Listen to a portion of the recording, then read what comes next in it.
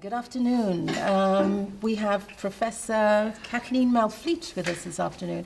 I'm pleased to welcome you to the Institute for Cultural Diplomacy, and I'm looking forward to your lecture. I just want to ask you a few questions, 4 questions, is that okay? That is okay, yes. Thank you. So my first question is, during this conference, we have focused mainly on human rights in Africa. Your particular area of expertise is Eastern Europe. I would like to ask you about human rights there. Basically, what, why, when, where, how, and about violations just generally in Eastern European countries. Well, things have changed enormously in Eastern Europe. When you talk about human rights in Eastern Europe, you think spontaneously of the dissidents that were there in the years 70. But this kind of problems with human rights, with the political rights, the right to elect people, for example, the right to have a free choice, that is okay at this moment, more or less. So there the problem is not situated anymore. But there is a problem with, of course, the regimes. We talked about Politkovskaya, for example, one of the journalists that have been killed in Russia.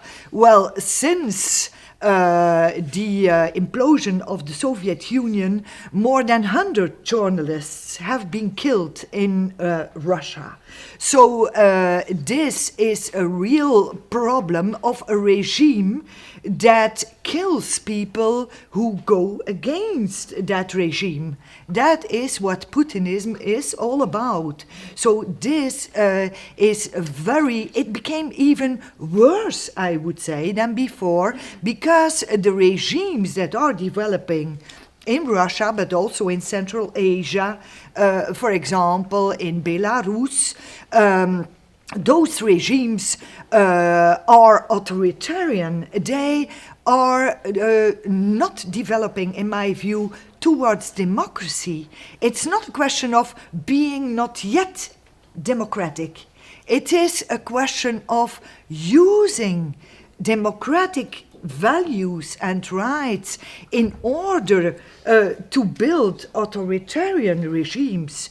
So we are in Europe in a very risky position at this moment. It's worse than during the Cold War, in my view, because during the Cold War there was a clear opposition between, on the one hand, the free Western democratic countries, and on the other hand, there was that Eastern Europe that was communist.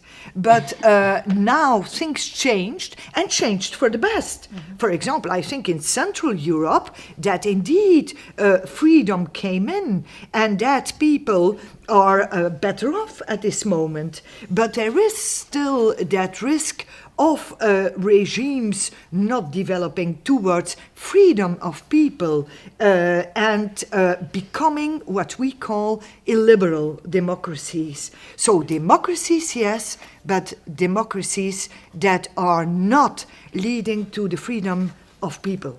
Okay, thank you. Very good, comprehensive answer, very clear. My second question, do you as a scientist, professor, and an expert on the matter have an idea of how to help people in Europe whose basic rights are being violated? And how do you think the international organizations, governments, and the whole international community should act to ensure and respect human rights in countries like Belarus, Russia, and many more post-USSR states?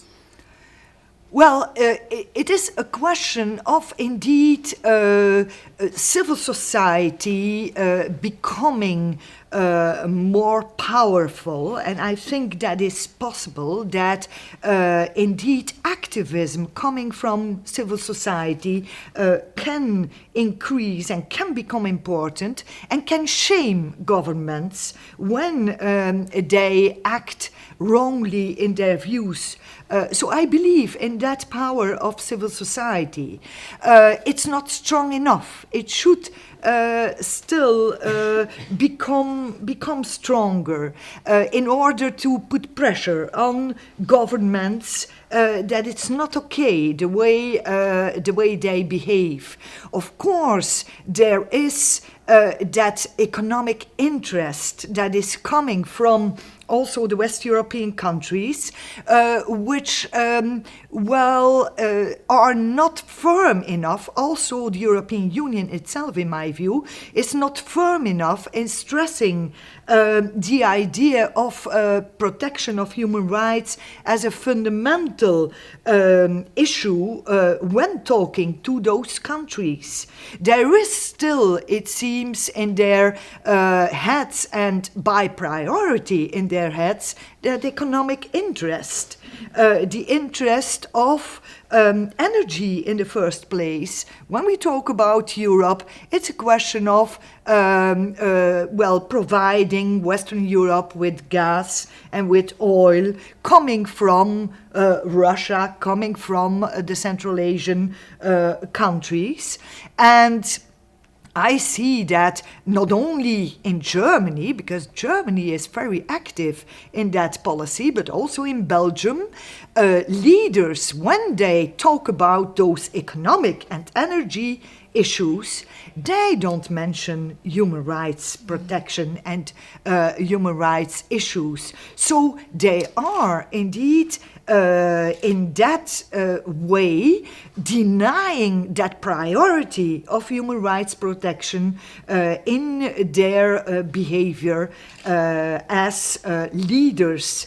And then you see that people, when we talk about cultural diplomacy, you see that important people in arts, in music and so on go against this, and I think it's very important that there are some leading people in cultural matters that have the courage to really say, no, we can't have that. Also, leading people in religion, in the churches, in Europe, religious dialogue between Catholicism, Orthodox Christianity, we have Buddhist people here.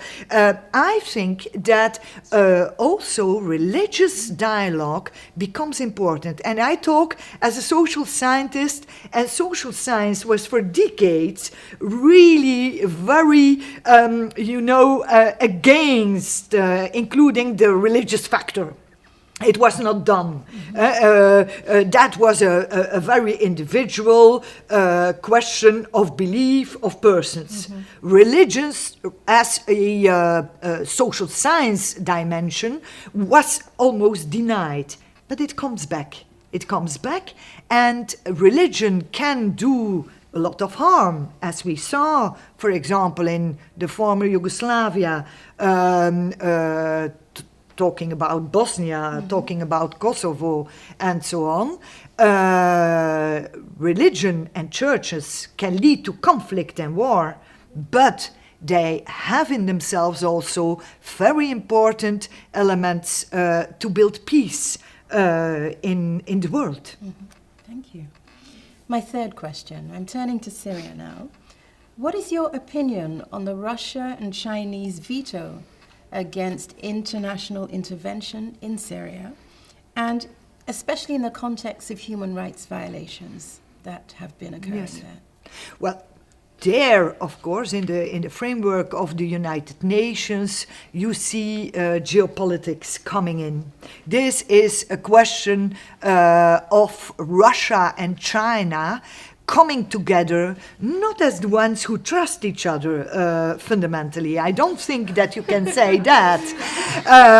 But they are with each other, well, back against back, I would say, and together they act in that geopolitical environment against the United States. They have their interest in the Middle East. They have their interest in Syria itself. Russia is the most important weapon provider of Syria.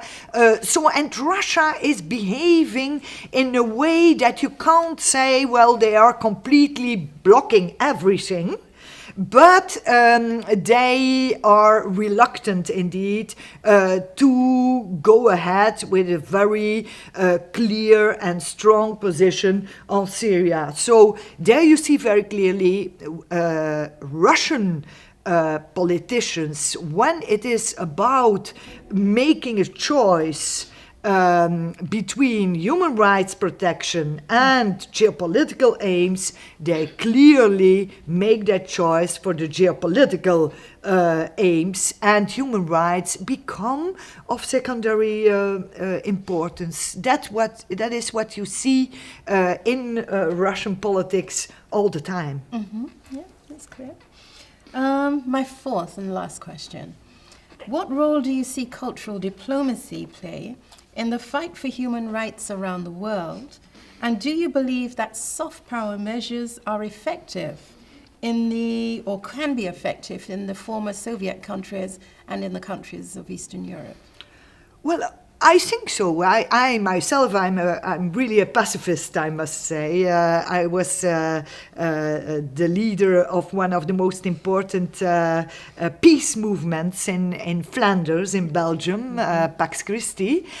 So I really believe that when leaders go to conflict and war, and you should be aware that for political leaders, it is more interesting to go to conflict and war than to preach peace. Electorally speaking about elections, it is more interesting, and research proves that, to go to war than to try to build peace. So we should be aware of that. And being aware of that, we, as civil society, we should really come together and raise our voices. And we can do that better than before because we have all those social media and so on, and really claim from the governments, no, we do not want this. We are against it, and we are the people, and we can ask this from our governments. That, of course, requires a more conscient behavior of each individual. And education can do a lot in this matter, that is very clear. But we are still not able to raise our voices. And we should do that. We should speak up and not be shy and afraid. Speak up. I totally agree with you. Professor Katlijn, thank you very much. It's been a pleasure. Thank you.